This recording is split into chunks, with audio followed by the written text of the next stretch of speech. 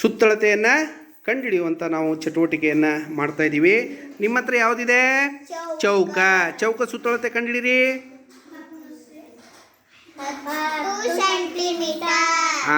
ಒಂದು ಬಾವು 10 ಸೆಂಟಿಮೀಟರ್ ಆದ್ರೆ ಮತ್ತೊಂದು ಬಾವು ಎಷ್ಟು ಸೆಂಟಿಮೀಟರ್ ಇರುತ್ತೆ?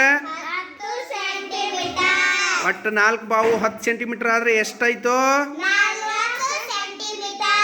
ಗುಡ್. ನೀವೇನು ಮಾಡ್ತಾ ಇದ್ದೀರಿ? ತ್ರಿಭುಜ. ಅದು ಸಮಬಾಹು ತ್ರಿಭುಜ ಇರೋದ್ರಿಂದ ಒಂದು ಬಾಹು ಎಷ್ಟಿದೆ? ಇನ್ನೊಂದು ಬಾಹು ಎಷ್ಟು ಸೆಂಟಿಮೀಟರ್ ಇದೆ? ಮತ್ತೊಂದು ಬಾಹು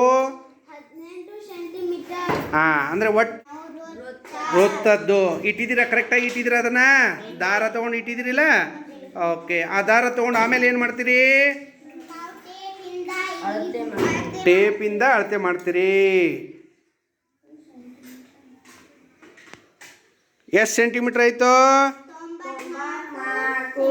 94 ಸೆಂಟಿಮೀಟರ್. ಎಷ್ಟು ಸೆಂಟಿಮೀಟರ್ ಐತೆ?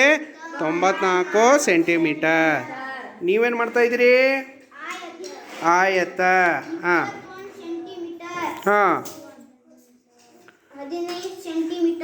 ಒಂದು ಬಾಹು 21 ಇದೆ, ಇನ್ನೊಂದು ಬಾಹು 15 ಇದೆ ಅಂದರೆ ಉಳಿದೆರಡು ಬಾಹು ಏನಿರ್ತಾವವು?